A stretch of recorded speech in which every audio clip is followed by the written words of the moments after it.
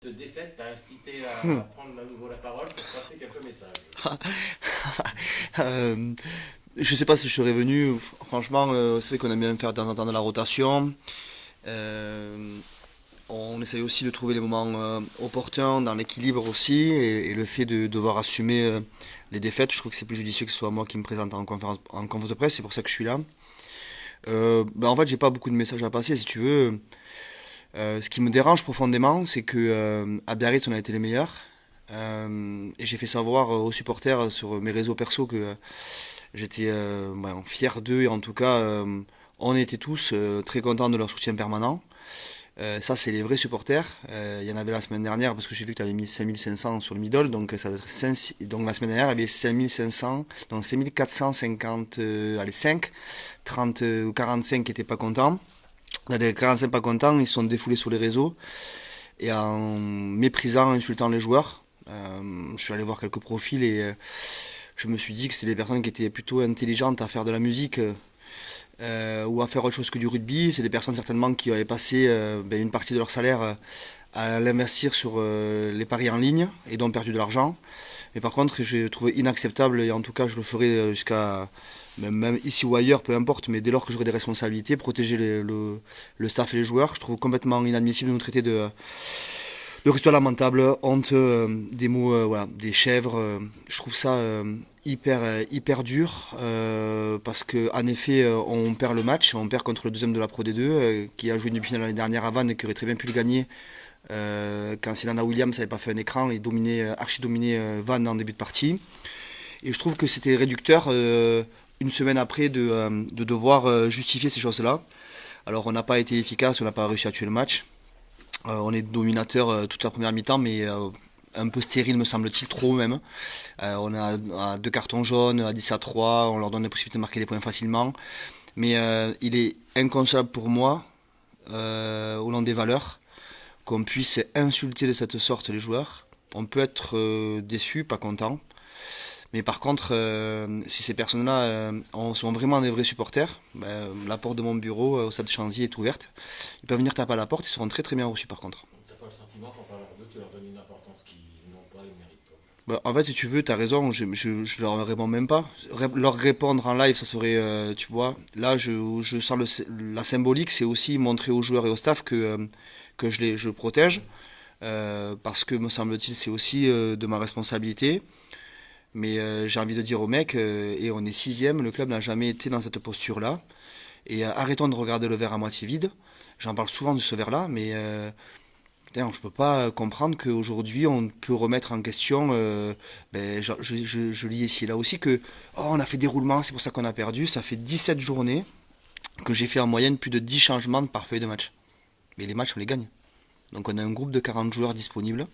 Et aujourd'hui, une partie de l'effectif qui a joué Biarritz n'a pas joué Béziers. Et une partie du groupe qui n'a pas joué Béziers ne jouera pas demain Dax. Parce que c'est un choix stratégique, c'est des organisations qu'on choisit. Et je vois pas pourquoi on devrait remettre en cause. Voilà, il faut juste aller essayer de questionner. Mais ces personnes-là, je ne les vois pas le mardi ou mercredi en entraînement ouvert au public. Là, par contre, quand c'est ouvert au public, je vois des vrais supporters qui aiment leur club. Et c'est les mêmes que j'ai vus à Biarritz faire des heures de bus et des heures de voiture pour soutenir leur club. Et eux là, vraiment, je les en remercie. Demain soir, on a un match important pour notre quatrième bloc. On va bien finir le quatrième bloc. On a un match hyper important et on aura besoin de vrais supporters. Quand tu as revu le match contre Béziers, est-ce que tu as vu une équipe largement supérieure à l'autre ou est-ce que le match se joue sur des petits détails J'ai clairement pas vu une équipe. J'ai vu surtout une équipe beaucoup plus expérimentée en face, qui avait fait preuve de sang-froid et de maîtrise alors qu'elles étaient menées de 10 points à un moment donné. Ils ont réussi à venir à 7 points avant la mi-temps, réduit à 13. Mais j'ai jamais vu une équipe en face qui s'affolait. Et nous, j'ai senti à ce moment-là qu'on manquait un peu d'expérience collective et qu'on manquait voilà, d'expérience de jouer ces matchs de haut de tableau. Et du coup, ce qui me fait dire aujourd'hui qu'on est en construction, c'est ce que j'ai dit en fin de match, en conf de presse, j'ai clairement dit qu'on était en construction. Il faut être hyper lucide. Le projet, il n'a pas encore 20 mois. Aujourd'hui, en effet, on donne l'appétit à tout le monde parce qu'on joue le haut de tableau. Mais en tout cas, c'est dans les stats, c'est comme ça. On est positionné en sixième au classement. Mais j'ai senti en face de nous une équipe de Béziers qui contrôlait son sujet.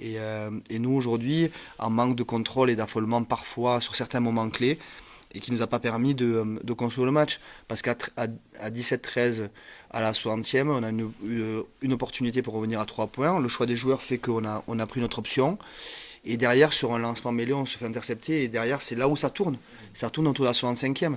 Et donc, pendant 65 minutes, en effet, on était deux mauvaises sorties de camp où on prend deux fois 7 points. Mais jusqu'à là, j'ai pas senti une équipe qui était en difficulté, en tout cas la nôtre. Et après, c'est comme tout, tu arrives, tu essayes, tu n'y arrives pas, tu baisses un peu pavillon. Mais de là, c'est pour ça que j'étais bien dit en conf de presse après le match que j'avais pas mis le coup de gueule dans le vestiaire. Franchement, ça serait dire que c'est les meilleurs du monde à Biarritz et les plus mauvais contre Béziers. Ça ferait de moi un mauvais manager, par contre, ça c'est sûr. Justement, pour rejoindre ce que tu disais, Alex, ce n'est que votre 6e défaite en 17 matchs. Hein. Mm. Il n'y a que Grenoble qui en compte moins.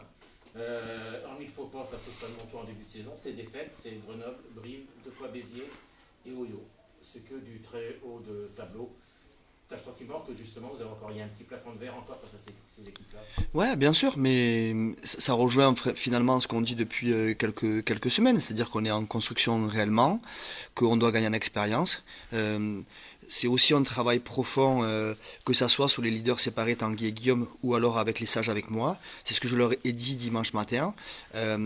Quand on a eu le moment où coup d'envoi de seconde mi-temps, on prend STC directement, on n'arrive pas à sortir du camp par la suite, on se met un petit peu la tête au fond du seau.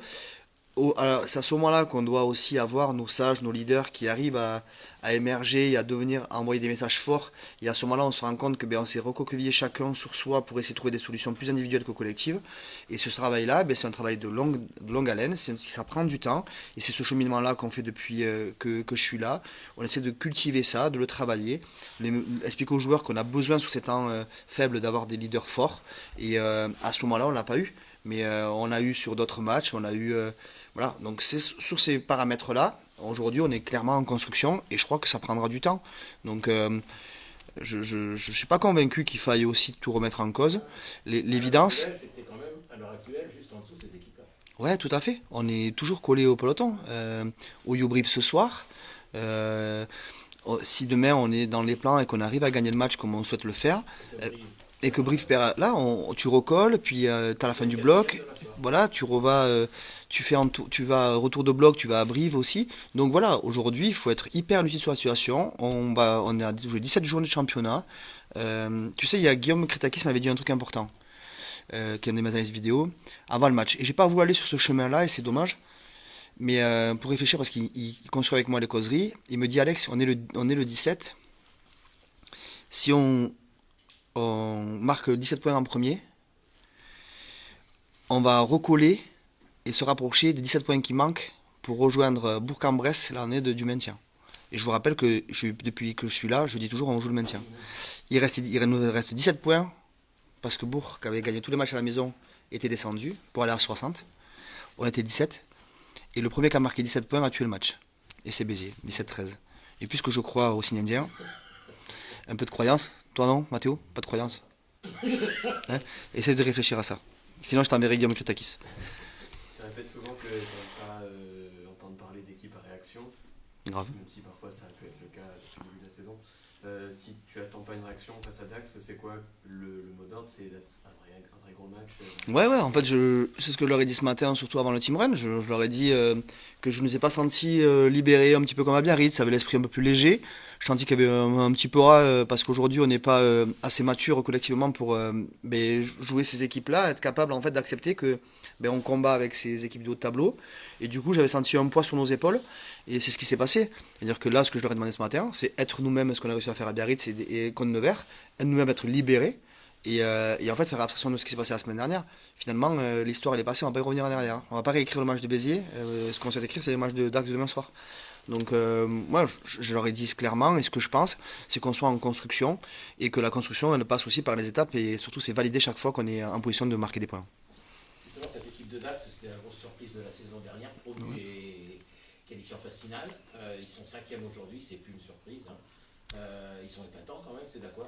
Ouais, ils sont clairement épatants, avec un projet qui, eux, a fait 2 ans et demi d'existence. Hein. Quand ils sont qualifiés l'année dernière, ils avaient un année de montée avant avec du bois, donc ils avaient aussi un temps de construction. Ils sont arrivés à la fin de saison, Voilà, c'est un troisième mètre projet et aujourd'hui, ils arrivent avec des joueurs collectivement à créer une dynamique. Il y a des leaders forts. On sait Jean Barrère était un leader hyper présent et quand on écoute la télévision et qu'on regarde les matchs, on sent une domination sur le collectif, mais c'est ce qu'il faisait quand il était à Béziers aussi. Il a un impact sur le groupe et il montre le chemin. Donc voilà, c'est des leaders par l'exemple et par la parole. On voit que Néné a été retenu par le 15 de France et qu'il y a aussi des joueurs aujourd'hui qui sont capables de faire la différence. Mais comme je disais la semaine dernière, je vais utiliser le même langage. Dans notre équipe aussi, on a des super joueurs et que moi je suis super fier d'entraîner une équipe comme la nôtre parce que on est en construction en effet, mais il y a des vraies valeurs et ça j'aime construire autour de ça.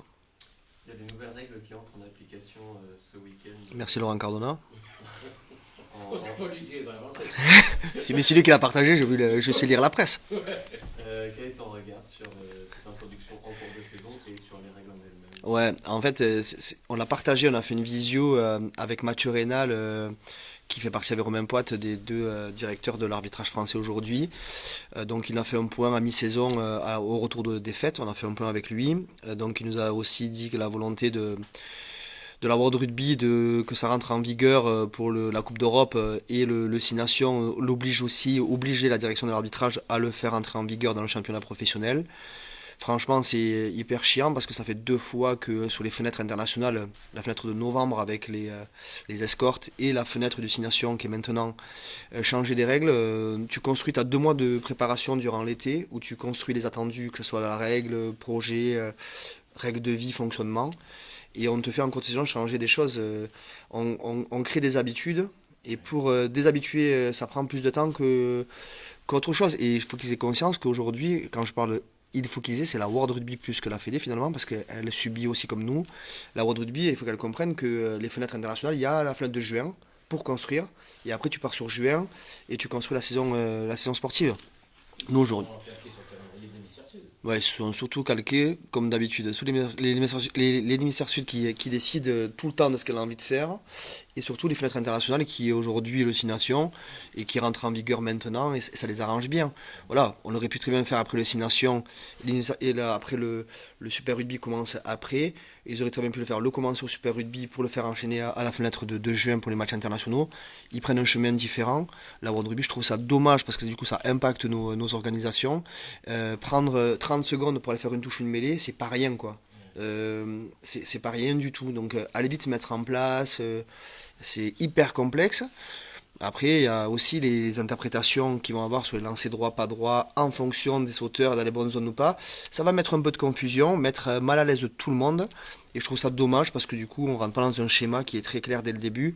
Et quand le chemin, et ce qu'avaient fait Romain Poite et Mathieu Rénal, je trouve ça excellent d'avoir choisi un chemin en début de saison, en réunissant tous les managers. Donc nous, c'était Laurent qui était allé au rassemblement puisqu'on était en stage de Top 14 Pro D2 ou les référents chaque fois de l'arbitrage des équipes professionnelles au même endroit avec les arbitres en décidant un chemin et en prenant une direction, on se rend compte que par la faute des instances différentes, le chemin il a été 2 fois détourné, donc c'est un peu chiant. Vous savez, la petite histoire de 30 secondes à accepter sur les touches et les mêlées. Ouais.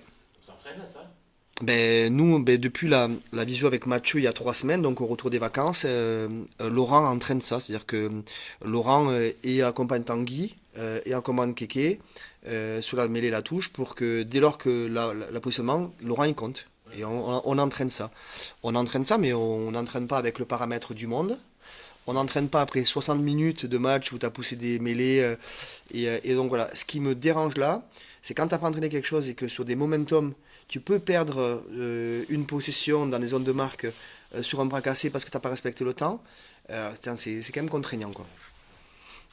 Dernière question, Alex. Le centre de Dax, on a parlé de Néné, a été appelé pour préparer une tournoi il y a 10 jours par Fabien Galtier. Est-ce que tu as reçu un coup de fil, toi, de Fabien Galtier pour des joueurs du SA15? Ah non. Moi, j'ai pas reçu de coup de téléphone. Hein. Mais pour qui? Bah non, je suis pas déçu. Néné fait partie des joueurs prêtés par le Stade français. Bon, je me disais, quand j'ai vu ça, je me disais, mais qu'est-ce qu'attend le Stade français pour le rappeler surtout? Mais je comprends après Dax qui veut le garder. Nous, le plaisir qu'on a, c'est aussi avoir des joueurs en prêt comme Karl Saurin, Alexander Massibaka. Mais je suis pas convaincu que ces joueurs-là restent longtemps chez nous. Donc le but du jeu, c'est que nous, on soit aussi des tremplins à se faire prêter des joueurs, que les joueurs ils se disent quand on va jouer à sa 15, Léo Labarthe, Lucas Zamora, on a la possibilité de s'exprimer et jouer, ce qui demain leur permettra peut-être de jouer au niveau supérieur. Et en tout cas, c'est tout ce qu'on fait, tout ce qu'on leur souhaite, parce qu'on a envie d'être aussi tremplin et atypique. On a vu passer sur les terrains de Pro D2 ces dernières saisons, les Ramos, les Wardy, Ouais. les Sclavi. Grave. Ça prouve le niveau quand même de ce championnat. Ah ouais, mais je crois que je prends souvent l'exemple de Thomas Ramos, qui est pour moi l'exemple le plus, pas concret, mais le plus parlant, parce qu'il est allé à Colomiers en prêt, et aujourd'hui, pour moi, il fait partie des meilleurs joueurs du monde. Quand je vois ce joueur jouer sur le terrain, je suis fan de ce qu'il est capable de faire à n'importe quel poste où il entreprend. Et il est talentueux, il a du talent, il a du tempérament en effet, mais il a beaucoup de qualité. Et je trouve que les joueurs aujourd'hui, il ne faut pas qu'ils aient peur de batailler avec la Pro D2 pour se forger de l'expérience. C'est ce qu'est venu faire François May aussi, en croyant, en espérant en tout cas pour lui, que ça lui ouvre les portes aussi de l'Italie, et on en sera content. Allez, merci. Emmanuel.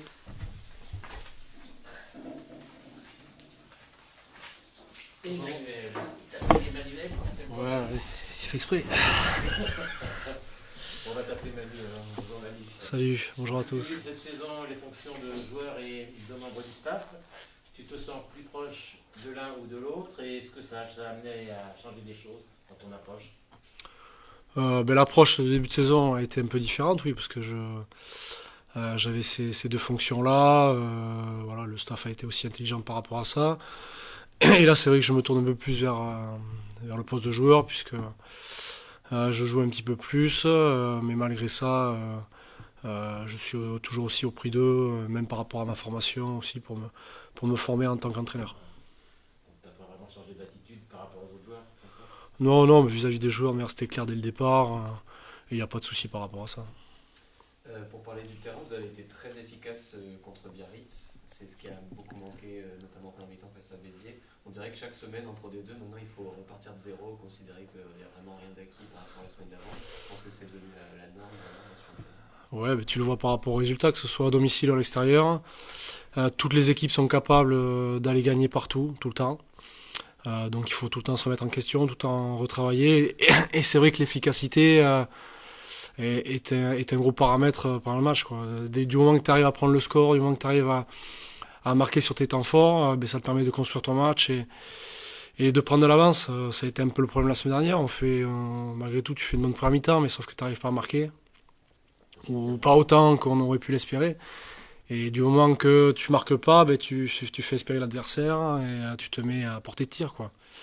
Et après, voilà, Béziers a mis la marche avant, on a eu un peu plus de difficultés et ça donne le résultat, mais il ne faut pas tout remettre en cause non plus. Voilà. On a un match au week-end, il faut repartir dans le même état d'esprit en espérant être efficace. Ouais.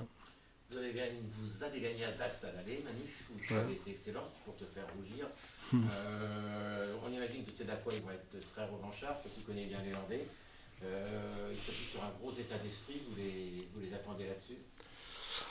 Les Landais sont toujours, oui, les Dacois, ils sont pas quatrième pour rien, hein, donc c'est une grosse équipe de ce championnat. Donc ce sera un gros match pour nous demain. Et oui, je pense qu'ils vont venir comme toutes les équipes, ils vont venir battre à l'extérieur pour prendre des points. Et donc voilà, ça on le sait. Donc après à nous de faire notre match comme on veut le concevoir et le gagner bien sûr. Il y a des enseignements du match aller ou franchement on t'en a pas? Non, on regarde toujours un peu ce qui s'est passé, mais depuis il y a du temps qui est passé, ce ne sera pas les mêmes terrains, ce ne sera pas les mêmes conditions, les dynamiques ne sont pas les mêmes non plus. Donc voilà, on l'aborde par rapport à la semaine qu'on s'est construit, et pour le gagner bien évidemment et repartir sur une bonne dynamique. Tu donnes l'impression de te régaler sur le terrain, est-ce que tu confirmes que ça se passe bien? J'essaye, et c'est surtout aussi les charnières, on est toujours tributaire aussi de l'équipe, hein, donc on sent que le projet prend forme, qu'il y a du vécu commun avec le staff, avec les joueurs qui se met en place. Et donc je pense que le collectif progresse et nous aussi, par conséquent, ça fait qu'on peut s'exprimer aussi de meilleure manière. Donc je pense que tout est lié. Aujourd'hui, on arrive à avoir un peu plus de maturité qu'avant, même si on est encore en construction, en progression. Et nous, ça nous permet oui, de jouer peut-être avec un peu plus de tête haute. Voilà. Donc, ouais, j'essaie aussi après moi de prendre un peu plus de plaisir à chaque sortie. Ouais. On a évoqué tout à l'heure avec Alex les nouvelles règles, il y a notamment la protection du neuf. Toi, ça c'est bien, ça, c'est une bonne chose. J'aurais aimé que ça arrive plus tôt, ça. Justement, ouais, c'est un bon point. Ouais. Non, mais c'est bien parce qu'au moins ça va fluidifier le jeu. C'est vrai qu'on voyait toujours des mecs un peu autour, batailler, faire des petits gestes, notamment se taper sur le bras. Je trouve que c'est des gestes qui sont anti-rugby, quoi. Donc là au moins ça va épurer, ça va permettre de fluidifier le jeu. Et même sur les mêlées, ça va permettre aussi de lancer le jeu un peu mieux et de voir plus de rugby en principe. Donc à voir comment ça va se passer, mais je pense que pour le coup, ça c'est des bonnes règles, des bons ajustements. Tu fais partie des nombreux joueurs qui sont arrivés pour la saison de nationale il y a quelques années maintenant. Il y en a beaucoup qui sont restés et ils semblent s'être vraiment affirmés, comme Pachi, Germain, Mathis, Hubert. Toi, tu venais pour être un patron déjà à ce moment-là. Eux, ils le sont devenus au fur et à mesure. Bah, c'est ce que je disais juste avant, quoi. On a un groupe, voilà, les premiers qui sont arrivés, c'est il y a 4 ans, donc c'était beaucoup plus jeunes, hein. Ça fait 4 ans qu'ils jouent, qu'ils prennent de la maturité, qu'ils sont amenés à devenir des leaders de cette équipe. Donc au fur et à mesure, voilà, on construit, il y a le staff qui est arrivé aussi, qui a amené un nouveau projet, et tout ça, ça prend du temps, ça fait émerger des choses. Et aujourd'hui, voilà, on commence à avoir un noyau solide, des bases solides. Et on construit là-dessus, et c'est ce qui nous permet aujourd'hui d'être 5e pour l'instant. Ou je sais plus, bon, peu importe. Ouais, voilà.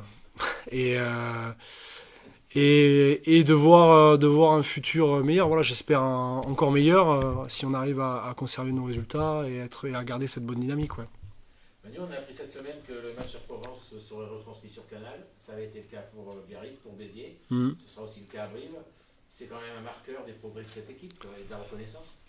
Ben ouais, ça montre que le SA15 commence à exister, à être respecté, à être considéré, que certainement il y a des bonnes choses qui se mettent en place, que c'est agréable certainement à voir aussi, parce qu'on est sur de la télé, hein, donc il faut parler concrètement aussi. Donc ça, je trouve c'est hyper bien.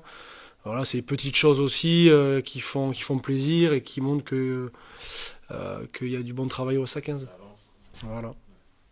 Alex nous disait il y a quelques temps que peu de joueurs et peu de membres du staff avaient goûté aux phases finales chez les pros. Ouais. Toi, c'est ton cas. Est-ce que regoûter justement ces phases finales avant de raccrocher, c'est un objectif? Vraiment, moi j'aimerais. Pour moi, c'est un objectif. J'aimerais regoûter à ça. C'est tellement une belle expérience. C'est peu de moments aussi dans une carrière. Il y en a qui l'ont jamais vécu. Moi, j'ai eu la chance d'en vivre quelques-unes. Et c'est toujours des bons moments. Voilà, on travaille, on fait des sacrifices aussi, hein. Bon, même si c'est pas l'usine, hein, mais on fait des choses dans sa vie, des sacrifices dans sa vie.